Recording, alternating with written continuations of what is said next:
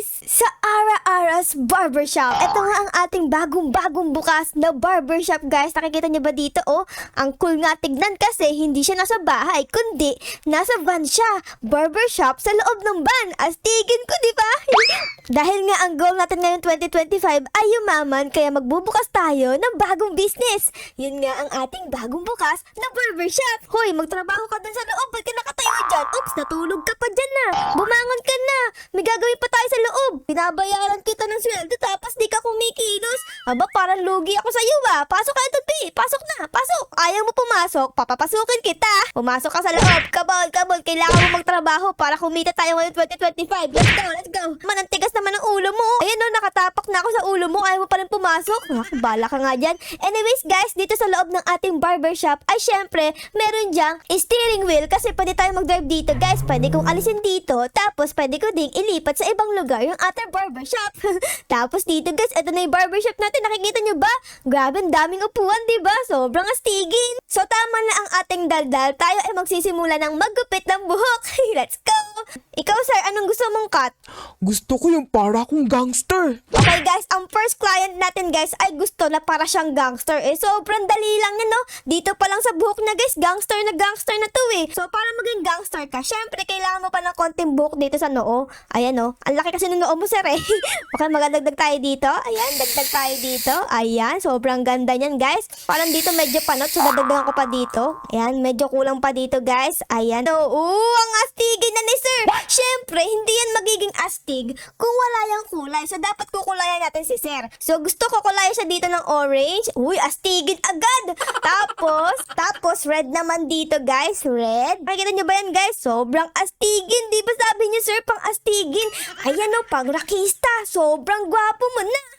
Dito, guys, sobrang perfect na. Ang kaso, dito pa sa kabila is wala. Okay, pepaint ko pa dito. Parang di lang siya mukhang gangster, kundi siya yung pinuno ng pinaka-gangster. Ayan, sir, sobrang ginalingan ko. Dapat malaki yung tip mo, ah. O, yan na, guys. Finish na natin to. Let's finish. Ayun. Uy, $3. Sabi ni sir, guys, oh, thanks. At diba sabi ko sa inyo, guys, magaling ako, eh. Sobrang galing ko magkat ng buhok. Ikaw, sir, anong gusto mong style ng buhok? Ay, gusto ko yung usong-uso ngayon, yung buhok ni Thanos sa Squid Game, yung purple yung hair sa tuktok. Ay, oo nga, guys. Tama si sir. Sobrang astigin nun. Teka nga, sir. Ba't kasi ganyan yung buhok mo? Sa gitna, wala na. So, dapat lagyan natin yan ng ganyan kasi kitang-kita yung noo mo. Masyadong malaki, eh. Parang lipada ng airplane. Ayan, oh. Sobrang pogi ni sir. Parang sa Korean novela. Babawasan ko dito sa gilid kasi masyadong malago sa gilid, guys. Ayun, naku po. Hala, wait lang. Masyadong OA. OA masyado, guys. OA. Ayun. Bawasan natin sa gilid na yan. Oops, ayun. Uy, sobrang gwapo ni sir. Okay, ay, dito pala medyo panot. Okay, dagdagatin dito sa gilid. Wait lang, kailangan ko pa tong tabasan. Ayan, tabasan natin to. Ayun. Ala, gwapo ni sir, guys. Okay, next natin gagawin ay yung kulay ng buhok ni Thanos, guys, which is purple. Okay, lalagay ko dito yung purple sa gitna. Okay, wait lang. Kumalma kayong lahat. Tapos lalagyan ko yung purple dito sa likod. Dito. Ayun na! Ala, perfect. Patingin nga, sir. Ala ka! Sobrang perfect, sir. Sobrang pogi mo na. Kamukha mo na si Thanos. Ang kulang na lang yung kwintas niyang may krus. Ayos to, ah. Medyo panat pa dito sa side na to, guys. So, lalagyan ko pa dito ng buhok. Ayan. Uy, sir, ano nangyari sa'yo? Ba't ka tumamba dyan? Dahan-dahan lang. Ako po, nagkaroon ng sungay. Pero okay lang yan kasi si Thanos dun sa Squid Game, medyo evil. Kaya lagatin ng sungay dito. Ayan, lagatin ng sungay dyan. Sungay. Ayan, ako, parang pataas ng pataas yung sungay, ah. Parang pupunta tong heaven. Okay. Na, sir, tapos na po kayo. Sobrang pogi mo na, sir. Pag nagligaw ka, malamang sa malamang, sasagutin ka agad, oh. Finish na natin yan. Uy! $1 lang bakit $1 lang binigay ni sir? Bakit $1 lang, sir? Ang daya mo naman. Dapat $20 binigay mo sa akin. Huy, nalugi ata ako dun guys. Ganda-ganda ng design ko tapos $1 na yung binigay. Ay, lugi tayo dun. Ano ba yan? The next day. Hala sir, bumalik ka na naman. Ala ka sir, ano bang gusto mong bagong gupit ngayon? Gusto ko yung pang K-pop. Okay, so dapat aalisin natin to. Pang K-pop daw gusto ni sir guys. Ayan, alisin natin to. Uy, naku po Rudy, ba't naman ganyan? Bakit napapanot palagi? Dahan-dahan lang naman ang pagkat-ara. Parang pati bungo gusto mong alisin Okay, dito naman tayo guys. Oops. Ayun, naku po. Okay, dito naman tayo. Bawasan natin yung bangs. Ayun gwapo ni sir Oh my gosh. Di ba kamukha mo si Gu Junpyo guys? Sobrang gwapo mo na sir. Pang K-pop na yan. Tapos na. Uy, $5. Sabi ko na, nagustuhan ni sir $5. Ay, come back again sir. Alam, meron tayong client dito guys. Kalbo. Ano kayang papa barber cut mo ha? Etong balbas mo? Alam ko na gagawin natin dito guys. Tal, may mga flowers yung damit niya. Gagawa tayo dito ng flowers. Ayan. Kasi parang mahilig si sir sa flowers Okay, flowers. Ayan guys, tapos lagyan natin dito ng linya, dito sa gilid. Kukonect natin sa bigote ni sir. Ganyan, ako sobrang gwapo ni sir guys. Okay, so kailangan ng kulay ng flower syempre ni sir. Parang gusto ko maging kulay dilaw kasi parang sunflower, di ba? Astigin. Okay na guys, finished product natin guys. Para siyang sunflower siya. Tapos, ito yung pinakagitna niya. Tapos ito yung petals niya, kulay dilaw. Sobrang astigin ni sir. Ayan ito, sa damit niyang suot na flower din. Okay sir?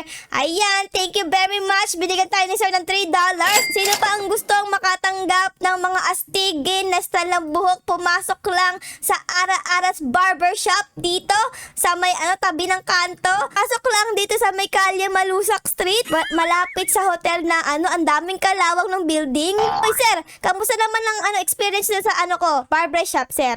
Ayoko nang bumalik ba? Sabi naman yun, basher naman ni sir. Ganun talaga guys, pag sumisikat ka na, nagkakaroon ka ng basher.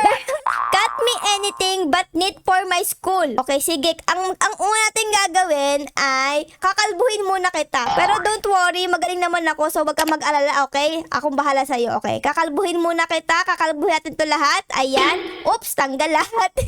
Pati ani tanggal. Okay, so ang una natin gagawin ay, ayan, sobrang astigin na. Tapos, pipintahan natin yan ng color white.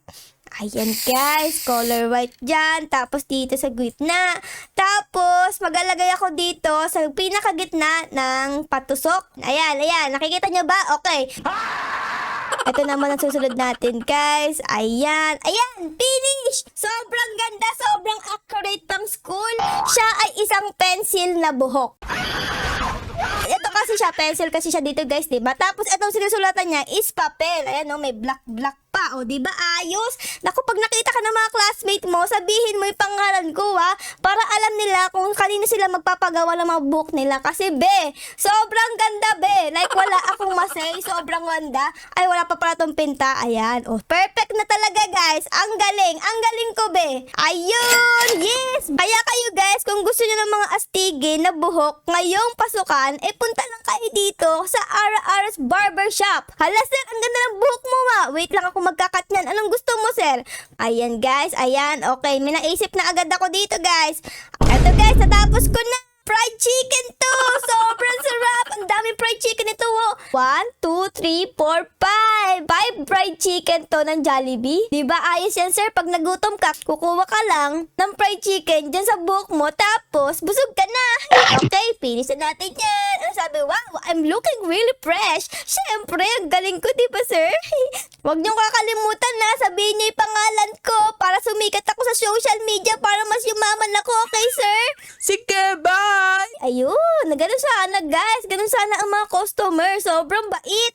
Hey bud, give me a bald. Gusto ni sir magpakalbo? Madali lang yan. Ganto-ganto lang yan. Tapos kalbo ka na. Boing. Okay, may pakatala dito. Tapos dito. Ayan, kakalbuhin. Ayan guys. May tira pa. Ayan, okay. So kalbo ka na yan sir. Pero di ako papayag na kalbo ka lang. Ano ka ba naman? Ang boring-boring ng style na yun na, kalbo lang. Bakit ba nagpakalbo kayo, sir? Eh kasi iniwan ako ng jowa ko kaya gusto ko magpakalbo. Heartbroken pala kayo, sir. Alam ko na. May naisip na ako, guys. Heartbroken si sir. So, dapat ay maglagay tayo dito ng heart para alam ng mga taong heartbroken siya, okay? Kasi mga chismosa, makikurious yan. Bakit kakalbo, di ba? Maglalagay tayo dito ng sign na heartbroken si sir. Wait lang, baka yung buhok ko yung malaglag ko dito, Okay, ayan, guys. Ops. Dito naman, pababa naman. Ayan. Heartbroken na yan. Wait lang, lagyan ng kulay para mas astig. Ayan. Kukulay natin to, syempre. Ayan, heart yan. Heart.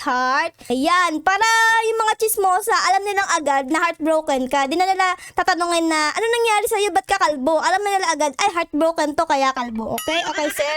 Come back again. Sabi niya, guys, so, wow, I'm looking fresh now. Di ba, sir? Sabi ko sa'yo, makakamove on ka agad sa ginawa kong haircut. Ang galing ko, Ayan, meron tayong nagugupit dito. Galingan mo, Sara. Gusto ko yung usong-uso ngayon. Gusto ko yung wolf cut. Be, okay? Oh, ano na, tapos na to? Wait, tapos na ba to, guys? Hoy, di pa to tapos. Ikaw, bati. Ano ba tong ginawa mo sa buhok ko? Hindi pa tapos. Ano to, mukhang bulkan? Bulkan, kasabog na sa sobrang galit sa'yo. Ba't di mo tinapos to?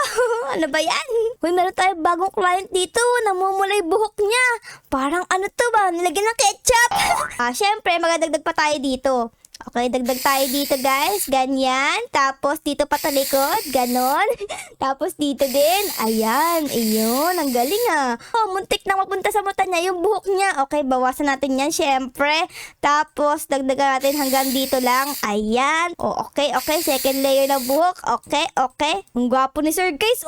Para siyang bida na kontrabida. Okay, para mas gwapo si Sir, lagyan natin siya ng bigote dito. Grabe. Sobrang gwapo ni Sir. Para si Daniel Padilla. Ayan, guys. Ayan, nakikita niyo ba, guys? Uy, grabe. Sobrang gwapo ni Sir. Tapos dito sa beard niya, gagawin natin color white. Grabe, ang gwapo. Magkano titip mo sa akin? $2 lang. Ang kuripot mo naman, Sir. Ang ganda-ganda ng kulay niya. Tignan niyo naman, para kang logo ng ABS-CBN. ABS-CBN.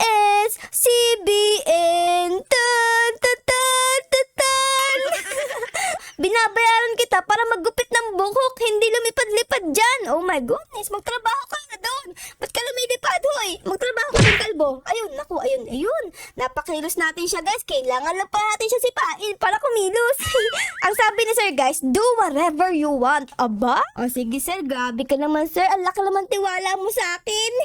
Do whatever I want. Di, gagandahan ko, Sir. Kasi do whatever I want pala, Dito sa pinakadulo, white. Ayan, white. Malapit ko lang matapos to, Sir. Dapat malaki ibigay mo sa akin kasi sobrang creative nung naisip ko na to, Dito naman, ayan! Ho, ho, ho! Merry Christmas! Okay, tapos na, Sir. Magkano bibigay mo sa akin? $5? Grabe, ang galing mo, Sabi niya, guys, thank you! Sayonara! You're welcome, Sir!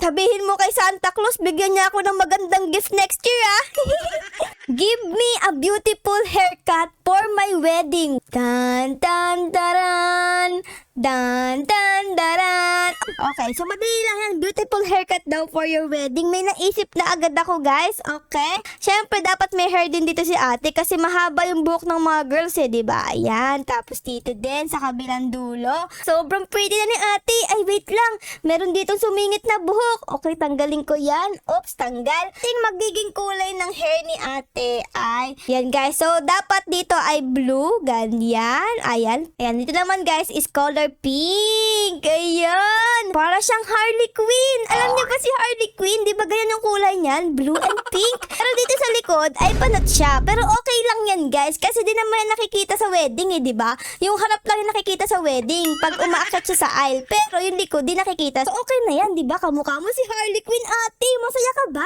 Sakto lang. Anong sakto lang? Dapat masaya ka. Ikakasal ka na, Tapos si Harley Quinn ka pa? Kasi parang naging Halloween party yung kasal ko, Yan kasi yung uso ngayon, Parang kukuha ka ng inspiration, tas magiging ganun ka. Kaya kung ako sa'yo, umuwi ka na sa asawa mo at pakita mo. Ayan, Sabi niya, nice. Thank you for the cut. You're welcome, Ate Harley Quinn. Sana maging maganda yung wedding niyo ni Kuya. Ay, di ka makaalis dyan. Pupush kita. Yun. Ingat. Happy wedding. Bye, ate. Oh my goodness, sir. Ba't ganito yung naging buhok mo? Para kang tinaihan dito sa ulo mo, Tapos na. Di ba sir kanina, konting tae lang. Ngayon, sobrang dami. Okay, ang baho sir masyadong mabaho. Umalis ka na po dito. Alis na. Ayoko na po maamoy yung buhok niyo. Naku guys, malapit na pala magsara yung aming store guys kasi maggagabi na. So, ayun lang guys. Dito ko muna kayo iiwan na. Sana nagustuhan nyo yung mga haircut na ginawa ko ngayong araw. Siyempre guys, bago matapos ang video, baka pwedeng pa-like, pa-subscribe at pa-comment din po ng favorite nyo na guys sa episode na ito. Yun lang guys. Maraming salamat sa panonood. I love you all. Bye guys. Bye-bye.